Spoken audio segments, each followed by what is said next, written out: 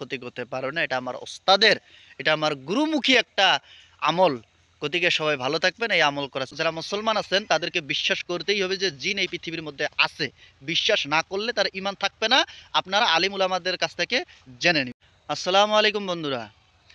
আপনারা আমাকে প্রশ্ন করেছেন যে ভাই এই যে জিন ভূত এগুলো যে বলেন, আসলে কি পৃথিবীর মধ্যে জিন ভূত কি আছে নাকি? তো শুনুন বন্ধুরা, আমাদের মুসলমানদের আকীদা অনুযায়ী কেউ যদি জিনকে যদি বিশ্বাস যদি না করে তাহলে তার ঈমান থাকবে না। বলে ঈমান কেন থাকবে না?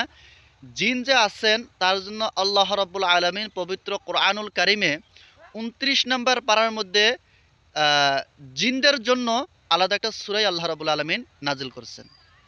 তো জিন জিন একটা প্রাণী, এটা একটা অদৃশ্য প্রাণী যা সাধারণ চোখ দিয়ে জিন জাতিকে দেখা যায় না। সেই জিন জাতি আমাদের সামনেই বেড়াইতেছে কিন্তু আমরা দেখা পাই না, কারণ সে অদৃশ্য আল্লাহ তাআলার এক মাখলুক। তো তাই জিনকে অবিশ্বাস করার মতন কোনো প্রশ্ন আসে না, যেহেতু আমরা মুসলমান। আমাদের কোরআনুল কারিমের মধ্যে আল্লাহ রাব্বুল আলামিন বলেছেন যে জিন এবং ইনসান এবং বহুত প্রাণী এবং জিনের কথা উল্লেখ আছে, গতিকে জিন আমাদেরকে বিশ্বাস করতে হবে, ১ নাম্বার। ২ নাম্বার, এই জিনের পাল্লায় যারা পড়েছে, যে ফ্যামিলি পড়েছে, সে ভালো করে জানে। তো যাই হোক, সেই কথা বলি না। বিশ্বাস করা না করা এটা নিজের ব্যক্তিগত কথা, কিন্তু যারা মুসলমান আছেন তাদেরকে বিশ্বাস করতেই হবে যে জিন এই পৃথিবীর মধ্যে আছে। বিশ্বাস না করলে তার ঈমান থাকবে না। আপনারা আলিম উলামাদের কাছ থেকে জেনে নেবেন। দ্বিতীয়ত কথা হয়েছে যে এই জিন, দুষ্টু জিনও আছে। মানুষের মধ্যে যেরকম ভালো এবং খারাপ রয়েছে, সেরকম জিনেদের মধ্যেও ভালো খারাপ রয়েছে।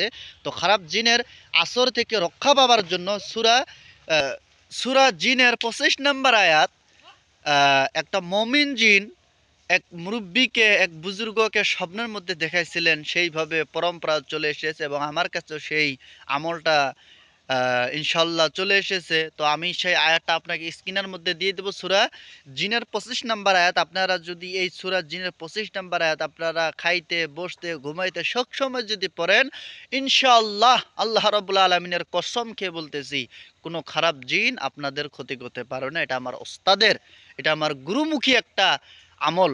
গতিকে সবাই ভালো থাকবেন, এই আমল করার চেষ্টা করুন। আল্লাহ রাব্বুল আলামিন সবাইকে দুষ্ট জিনের হাত থেকে আমাদেরকে রক্ষা করুক, আমিন। আসসালামু আলাইকুম ওয়া রাহমাতুল্লাহ।